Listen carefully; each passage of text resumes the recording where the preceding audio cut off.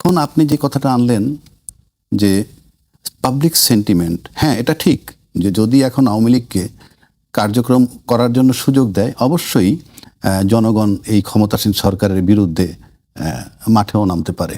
That is true. এটার মানে হচ্ছে এই যে ইমোশনের মূল্য থাকে, ইমোশনকে কেয়ার করা উচিত। একইভাবে আপনি যদি গণভোট আনেন আর জুলাই সনদ আনেন, যেটার ব্যাপারে বারবার বলা হচ্ছে এটা ইমোশনের জায়গা নয়, রাষ্ট্র ইমোশন দিয়ে চলে না, তাহলে আপনি সেন্টিমেন্টের কথা আসলো কেন? ইমোশনের কথা আসলো কেন?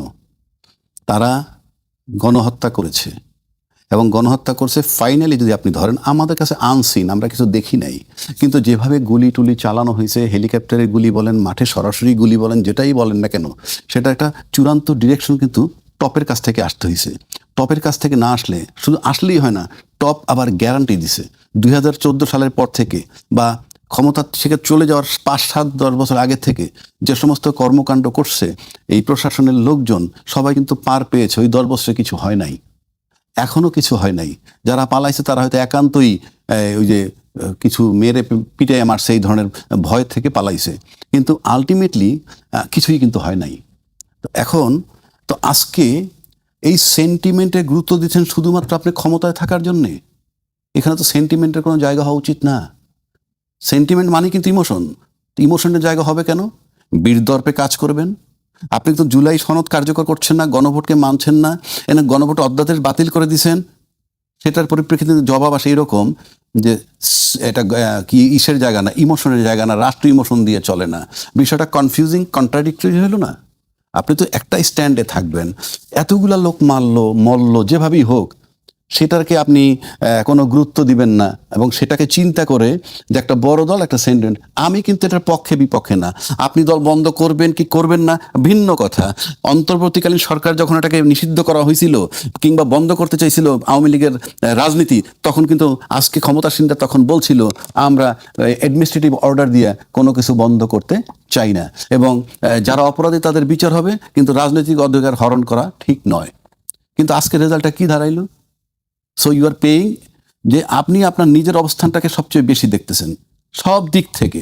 একদিকে জুলাই চেতনার বাস্তবায়ন করছেন না, জুলাই ঘোষণা সনদের বাস্তবায়ন করতেছেন না, গণভোটের মূল্য দিচ্ছেন না। এটা কিন্তু পুরো আওয়ামী বিরোধী।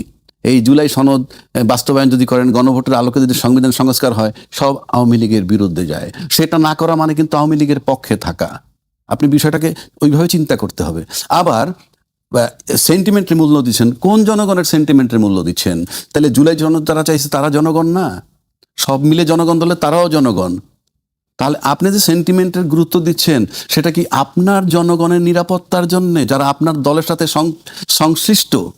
আমি কিন্তু আলোচনা করতেছি, আমার এখানে কোনো আমার লাভ লোকসান কিচ্ছু নাই। আপনি এইভাবে তো চলবে না। 2 নম্বর আসেন, এত বড় একটা শক্তি আওয়ামী লীগ, তো আওয়ামী লীগকে যদি নিষিদ্ধ করা হয় তাহলে আপনি কি প্রিভিলেজ দিচ্ছেন যে জামাত এবং এনসিপি যারা অপোজিশনে আছে এটা যদি চলমান থাকে আরেকটা ইলেকশন পর্যন্ত? আমি জানি না, কারণ জামাত এরকম বারবার নিষিদ্ধ করা হয়েছে, কিন্তু আলটিমেটলি তারা আবার রাজনীতি করার সুযোগ পাচ্ছে, তাদের আরো বেশি বেড়ে গেছে। 1 2 নম্বর, জামাতের বিরুদ্ধে 2টা দল, দ্বিদলীয় শাসন ব্যবস্থায় 2টা দল 55 বছর যাবত আপনারা বিরোধিতা করতেছেন, কোনো সন্দেহ নাই। কখনো কখনো তাদেরকে নিয়ে মন্ত্রী বানাইছেন, কখনো কখনো তাদেরকে নিয়ে আন্দোলনও করেছেন, আবার 24 আওয়ার্স তাদের বিরোধিতা। যদি বিরোধী থাকবেই একটা পাওয়ারফুল দল, রাজনৈতিক দল, যারা মোটামুটি 25-30 বছর, বিশেষ করে শেখ হাসিনা এবং বেগম খালেদার নেতৃত্ব যদি আমি ধরি 25 বছর পার করছে, সেই 25 বছরে কিন্তু আপনার ওই রাজনীতি টিকে রয়েছে এই জামাত ইসলামের, এবং সবশেষে তারা এখন 68টা সিট পাইলো। এটা কোন পদের বিরোধিতা রে ভাই? আপনি সে 68টা সিট পাইলো, আবার আপনি এত বড় 2টা দল, একটা দলের বিরোধিতা করে আপনি শেষ করতে পারতেছেন না এখন পর্যন্ত। আজকে 68টা সিট পাইছে, কেউ কেউ বলে ইঞ্জিনিয়ারিং করে পাইছে, ইঞ্জিনিয়ারিং করে পাইলে তো ক্ষমতাই নিতে পারতো। 68টা সিট তো পাইছে। তাহলে আমরা কি ধরনের বিরোধিতা করি? স্বাধীনতার পক্ষ শক্তি বিপক্ষ, এটা একটা বিভাজন মাত্র। তাহলে আর কি? আপনি এখন তার বাড়িতে কিন্তু বিরোধী দলের নেতা হিসেবে জামাতের ভদ্রলোকের বাড়িতে 5 বছর জাতীয় পতাকা উড়বে।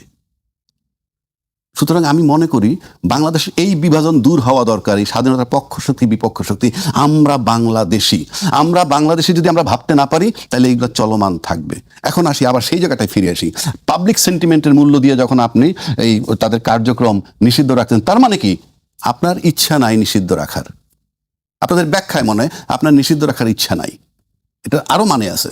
আরো মানে হচ্ছে এই যে কালকে যদি যেমন জামাত ইসলামেরটা ফেরত আনছে কোর্ট কাচারি দিয়ে, তো কালকে যদি এসে আওয়ামী লীগ এখানে রিট ফিট করে, তারা তাদের এটা ফেরত পাইতেও পারে।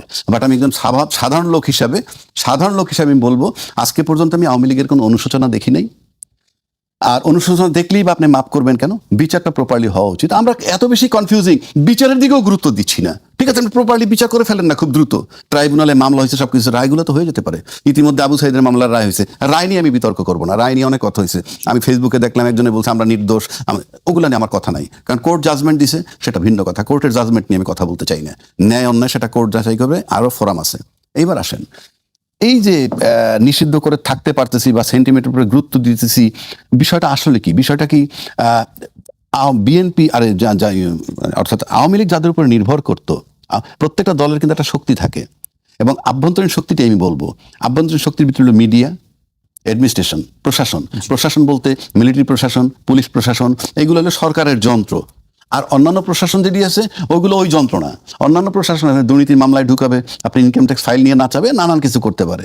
এই সব কিছু মিলে আপনাকে কাশ্মীরিতে নিতে হলে লাগতেছে এই পাওয়ারগুলো। এই মিডিয়া, এই প্রশাসন এবং বিজনেস অলিগার যারা আছে, যারা নিয়ন্ত্রণ করে সরকারকে,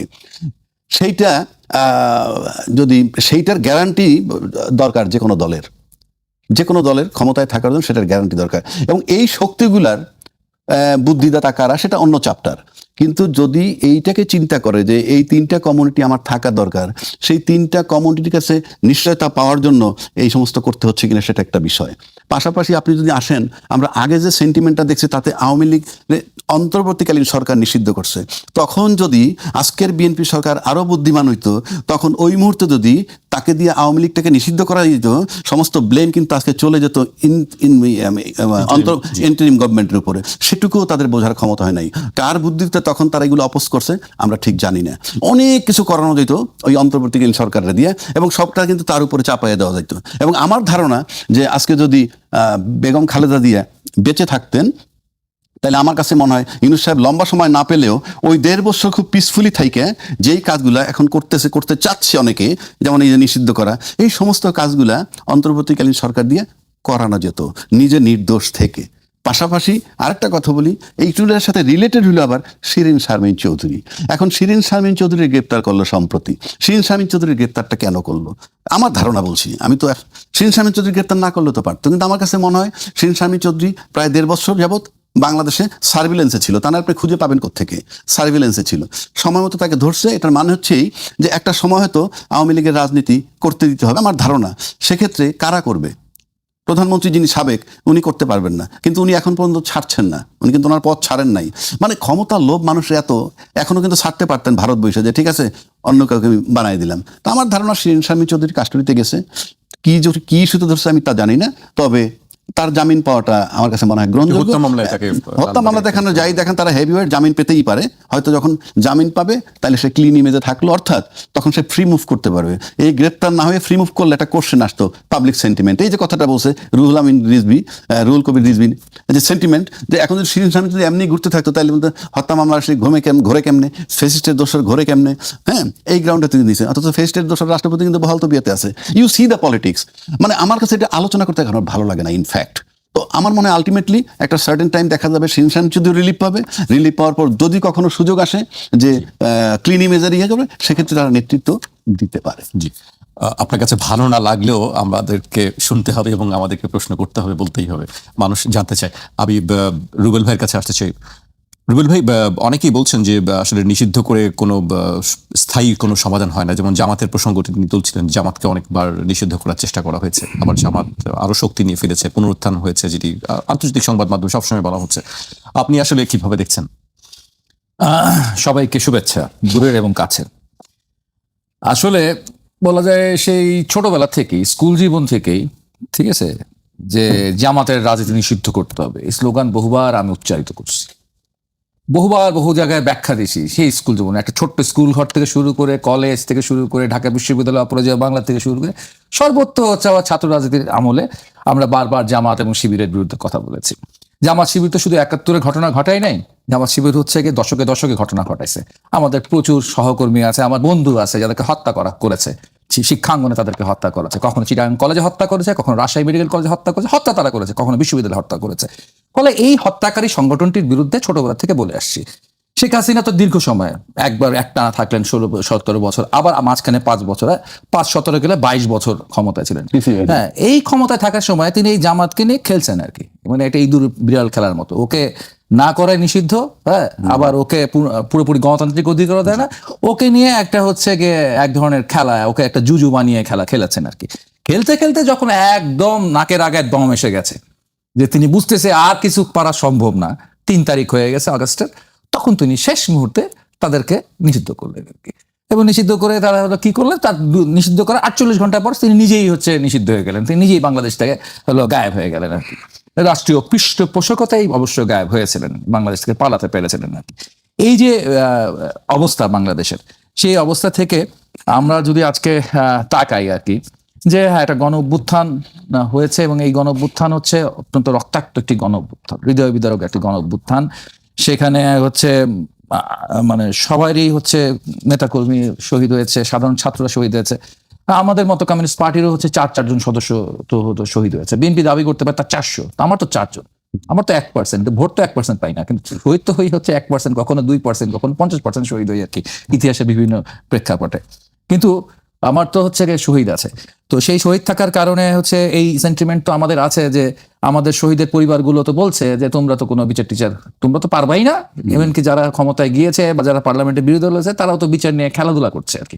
আমাদের বিচার নিয়ে খেলাধুলা হচ্ছে, আমাদের বিচার নিয়ে রাজনীতি হচ্ছে, আমাদের বিচার নিয়ে তোমাদের রাজনীতি হচ্ছে, বার্গেনিং হচ্ছে, নানান বিষয় হচ্ছে, কিন্তু আমরা আসলে কিছু টাকা পয়সা পাইছি, কিছু আমরা কিন্তু আমার সন্তানের জীবনে বিভিন্ন কোনো ক্ষতিপূরণ হয় না আর কি, সন্তান হারানোর ক্ষতিপূরণ হয় না। এখন এই বিষয়টাকে রাজনৈতিকভাবে আমি কিভাবে দেখবো? আসলে দেখতে হলে আসলে আমার কাছে মনে হচ্ছে যে এই জুলাই আন্দোলনের মধ্যেকার যে হত্যাকাণ্ড থেকে শুরু করে এর আগে হচ্ছে গুম খুন এবং যে বিচারহীনতার দীর্ঘদিন ধরে যে সংস্কৃতি, সেই সংস্কৃতির মধ্য দিয়ে মানে অরাজনৈতিক অনেক ব্যাপার আছে, তনু হত্যার কথা আছে, সাগরুনি হত্যা করার বিষয় আছে, এরকম অনেকগুলো বিষয় আছে, যে পলিটিক্যাল নন পলিটিক্যাল অনেকগুলো ইস্যুজ আছে যেগুলো বিচার হয় নাই আর কি। এই সমস্ত কিছুর কিন্তু রাষ্ট্র পরিচালনার দায়ভার গ্রহণ করছিলেন তারা, তাদের দায় দায়িত্ব আছে এই জায়গায়, এই দায়ে তাদেরকে দায়ী করে তাদের বিচার করা দরকার, তাদের হচ্ছে ইন্ডিভিজুয়ালদের বিচার করা দরকার, ঠিক আছে? এটি একটি গুরুত্বপূর্ণ বিষয়, যারা দায়ী তাদের ইন্ডিভিজুয়াল। আরেকটা কথা আছে, তাহলে সংগঠন বা রাজনৈতিক দল হিসাবে তাকে আমি নিষিদ্ধ করব কি করব না, এই নিষিদ্ধ করলে এর ফলাফলটা কি হতে পারে, এখন কিন্তু হচ্ছে আপনার হচ্ছে রাস্তায় মিছিল হচ্ছে না, যে সময় আপনার হচ্ছে এই বিলটা পাস করলেন তখন কিন্তু আওয়ামী লীগ নিষিদ্ধ করে বলে দেওয়াল লিখন হয় না, তখন হচ্ছে নিষিদ্ধ করে বলে আমরা যেভাবে দীর্ঘ বছরের পর বছর যুগের পর যুগ জামাতকে নিষিদ্ধ করবো স্লোগান দিছি, সেরকম কোনো স্লোগান এই মুহূর্তে হচ্ছে না। এই মুহূর্তে কিন্তু অন্য বিষয় না, বাংলাদেশ ব্যস্ত, বাংলাদেশে একটু হচ্ছে দক্ষিণপন্থীরা হচ্ছে খুব বেশি জুলাই সনদ নিয়ে কথা বলছে, যারা বামপন্থী তারা বলছে বাণিজ্য চুক্তি বাতিল করো, এটা নিয়ে মানুষের এই মুহূর্তে সেন্টিমেন্ট গ্রহণ করার চেষ্টা করা হচ্ছে। ঠিক এই মুহূর্তে এটা করার মধ্যে আমি যেটা মনে করি যে আপনি আওয়ামী লীগকে অনেক বেশি প্রাসঙ্গিক করে ফেললেন। আমরা তো জানি নিষিদ্ধ করলে কি হয়, পাকিস্তান আমলে 48 সাল থেকে 69 সাল পর্যন্ত আমরা তো নিষিদ্ধই ছিলাম, আমাদের দেখা মাত্র গুলি করা হতো, আমাদের জেলখানার ভিতরে হত্যা করা হয়েছে 1950 সালে খাপড়া ওয়ার্ডে রাজশাহী থেকে শুরু করে, আমাদের তো 69 সালে গণঅভ্যুত্থান হওয়া আগ পর্যন্ত আমাদের নেতারা 20 বছর 25 বছর জেল খাটছে কমিউনিস্টরা, এবং কমিউনিস্টরা বেড়েই উঠছে হচ্ছে পাকিস্তানের জেলখানায়। পাকিস্তানের জেলখানাগুলো ছিল আমাদের বিশ্ববিদ্যালয়, আমাদের ওইখানে কমিউনিস্ট পার্টির শিক্ষা হতো আর কি, পাকিস্তানের জেলখানাগুলোতে। তো আপনি নিষিদ্ধ করবেন, করে আওয়ামী লীগকে প্রাসঙ্গিক করবেন এবং আওয়ামী লীগকে জনপ্রিয় করবেন। কারণ একটা কথা মনে রাখতে হবে, উনি খুব গুরুত্বপূর্ণ একটা কথা বলেছেন, স্বাধীনতার পক্ষ এবং বিপক্ষ শক্তি এইভাবে দেশকে বিভক্ত করবেন। সেটা করতে গিয়ে, সেটা বন্ধ করতে গিয়ে আপনি জুলাই পক্ষ এবং বিপক্ষ এইভাবে বাংলাদেশকে বিভক্ত করা যায়। এবং হলো বিপক্ষ শক্তি বা হচ্ছে আওয়ামী শক্তি কিন্তু কম নেই আর কি, ঠিক আছে? 30% হোক 20% হোক, এটাও তো একটা বাংলাদেশের মানুষ, এটাও একটা বাংলাদেশের মানুষ, এবং এরা এখন পর্যন্ত সেই রাজনৈতিক জায়গা থেকে তারা সরে আসে নাই, সেই জায়গা থেকে। তারা হয়তো না ভোট দিয়েছে, কিংবা তারা হয়তো ভোট প্রত্যাখ্যান করেছে 12 ফেব্রুয়ারি নির্বাচনে, কিন্তু তারা তো আছে আর কি। এই জায়গাটা আপনি কিভাবে রিকনসিলিয়েশন করবেন, এইটাই হলো আসলে একটা আধুনিক এবং একটা গণতান্ত্রিক মুভ ছিল, যে একই সাথে দায়ীদের বিচার করা, দোষীদের বিচার করা। এখন দেখা যায় ক্লাস 7-এর একটা ছেলে বা 8-এর একটা ছেলে, সে হয়তো আওয়ামী লীগের স্লোগান দিয়ে বসলো, নিষিদ্ধ দলে নিষিদ্ধ স্লোগান দিলে আপনাকে গ্রেপ্তার করলেন, সেটাকে আবার ফেসবুক মিডিয়া থেকে নিয়ে গিয়ে খুবই একটা মানবিক বিষয় হিসাবে প্রচার হবে, এবং এই প্রচার হওয়ার মধ্যে দিয়ে আসলে হবেটা কি, সেটা হচ্ছে গুরুত্বপূর্ণ আমার কাছে প্রশ্ন। আরেকটা কথা মনে করি, এই যে কদিন আগে নেপালে নির্বাচন হয়ে গেল, দেখেন নেপালে যে নির্বাচন হলো সেখানে একটা অন্তর্বর্তীকালীন সরকার ছিল, সুশীলা ক্লার্কের, সেই অন্তর্বর্তীকালীন সরকার খুব অল্প সময়ের মধ্যে সেখানে নির্বাচন করলেন, এবং সেই নির্বাচন সবচেয়ে বড় বৈশিষ্ট্য হচ্ছে আন্দোলন যারা করেছিলেন, আন্দোলনে যারা পোস্টার বয়রা ছিলেন, হ্যাঁ, বালেন্দ্র সাহা, তিনিই প্রধানমন্ত্রী হয়েছেন। এবং ওইখানকার হচ্ছে যে দ্বিতীয় প্রধান দল, ধরেন বিএনপির মতো যে দল, সে কংগ্রেস, সে দ্বিতীয়তেই রয়ে গেছে। আর হচ্ছে যে ক্ষমতায় ছিল কেপি ওলি শর্মার পার্টি, তারা তৃতীয়তে নেমে আসছে, তারাও নির্বাচন করছে, তাদেরকে নিষিদ্ধ করা হয়নি। তারপর হচ্ছে বালেন্দ্র সাহা নির্বাচন জিতে আসছে, সেখানে একটা ইনক্লুসিভ নির্বাচন হয়েছে। তাতে কি হয়েছে? কোনো ক্ষয়ক্ষতি হয়নি, বরঞ্চ বালেন্দ্র সাহা প্রধানমন্ত্রী হওয়ার পর কেপি ওলি শর্মাকে গ্রেপ্তার করছে। কারণ ওই সময় ওই আন্দোলনে, ওই গণঅভ্যুত্থানে কিন্তু ওখানে অনেক হত্যাকাণ্ড হয়েছিল। তার আগেরটা যদি দেখেন আপনি, শ্রীলঙ্কার গণঅভ্যুত্থান, সেখানে যে রাজা পাকসের যে ফ্রিডম পার্টি, তাকে নিষিদ্ধ করা হয়েছে। ফ্রিডম পার্টিও কিন্তু নির্বাচন করছে শ্রীলঙ্কায়। আগের বার ইলেকশনে 45% ভোট, আর এইবার ইলেকশন তার কাছে মাত্র 4.5% ভোট, 10 ভাগের 1 ভাগে তাদের ভোট নেমে আসছে। এটাই হয়তো, এটাই হয় আর কি। গণঅভ্যুত্থান পরবর্তীকালে এই ঘটনাটাই ঘটে আর কি। কিন্তু আমরা সেই জায়গায় হচ্ছে গিয়ে আমরা একটা আপনাকে যে কেউ ব্রিফ করতে যে ব্যক্তিগতভাবে যেটা মনে হয়, এই আমাদের দেশের প্রত্যেকটা রাজনৈতিক দল যখন ক্ষমতার বাইরে থাকে, সে মারাত্মকভাবে গণতান্ত্রিক থাকেন এবং মানবিক গুণাবলী তাদের কাছে সাংঘাতিক থাকে। চলনে বলনে, টেলিভিশন টক শোতে সর্বত্র তাদের মানবিক গুণাবলী পাওয়া যায়, সেটা যে দলই হোক, ক্ষমতায় যখন থাকেন না, ক্ষমতার বাইরে থাকাকালীন। আমরা যেমন এই 5ই আগস্টের আগে যে টকশোগুলো করেছি, সেখানে আওয়ামী লীগের লোক ছিল, এবং আওয়ামী লীগের লোকের সাথে আমরা যখন টকশো করতাম, তখন আমরা দেখতাম টিভি চ্যানেল যারা অ্যাঙ্কারিং করেন, এর বাস্তবতা যেটা, আমি এখানে কোনো কথা বলতে গেলে অ্যাঙ্কার সাহেব যখন বলতে একটু ধৈর্য ধরেন, সময় দেন, আমাকে বলতে না দিলে হবে না, এবং সেটা অ্যাঙ্কাররা ফলো করতো। আমরা সেগুলো বলতে পারতাম না মানে কি এখন কি সেরকম দেখেন কিছু? এরকম এখন মনে করেন যে আপনি সরকারি দলীয় 2/3 মেজরিটি পাওয়া দলীয় কাউকে আনেন, সে বললে সেম জিনিস হবে। আমরা ইতিমধ্যে বহুজন, নাম বলবো না, নাম বললে কি হয়, ওই লোকটার ক্ষতি হতে পারে, তার সম্পর্কে মানুষ খারাপ ধারণা নিতে পারে। একুশে টেলিভিশনের তো আপনাদের একুশে টেলিভিশন আপনি যাচ্ছেন কেন? তাহলে পার্টিকুলার, তাহলে তো আমি সবচেয়ে ভালো মানুষ ধরে বসে থাকলে কাজ হবে? আপনি ভালো, ঠিক আছে, তো আপনাকে আমি একটা ছোট্ট ঘটনা বলি। আপনি ফুটপাতে কোট বিক্রি হয়, যে কোট, একটা কোট কত ভাই, 200-250 টাকা না, যেটা মজুরি লাগে 6,000 টাকা। তো ফুটপাতে মনে করেন 200 কোট সাজানো আছে, এর ভিতরে একটা এ গ্রেডের টেইলার মাস্টার বানানো 20,000 টাকা দামের কোট আছে, ওইটার দামও 200 টাকাই বলবে। কেউ কিনতে গেলে ওটার দাম 200 টাকা বলবে। তা আপনি ভালো চ্যানেল, সব ঠিক আছে, আপনি মিডিয়ার জগতে সবার কথা বলবো, তখন কিন্তু আপনি ভাববেন আপনি ওর ভিতরেই পড়ে যাবেন, ওই এক্সেপশন আপনাকে খুঁজবে না, সেটা বলছি। তো এখন এই যে প্রসঙ্গে ছিলাম, এই যে বলতেছেন যে বিচার বিভাগের কথা, হ্যাঁ, এই বিচার বিভাগের স্বাধীনতা কে না চায়? আমি নিশ্চিত করে বলে দিচ্ছি, ক্ষমতার বাইরে যখন থাকে তখন ব্যাপকভাবে চায় বিচার বিভাগের স্বাধীনতা।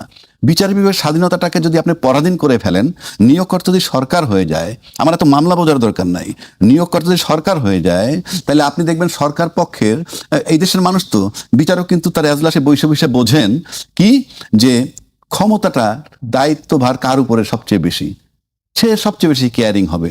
আর এই বিচার বিভাগ যদি স্বাধীন থাকে, বিচার বিভাগ তার মতো থাকে, সে কাউকে কেয়ার করবে না। আপনার নিয়োগকর্তা যখন সরকার হয়ে যাবে, তখন তো তাকে কেয়ার করতে হবে, সোজা হিসাব। আজকে আমরা এটা শুনছি, এই রায়ের বিরুদ্ধে আপিল করবে। কি বলছে রায়তে? বলছে 3 মাসের মধ্যে বিচার বিভাগের জন্য আলাদা সচিবালয় নির্মাণ করার ডাইরেকশন দিছে। ভালো জিনিস তো, এটার জন্য আমি আপিল করতেই বা যাবো কেন?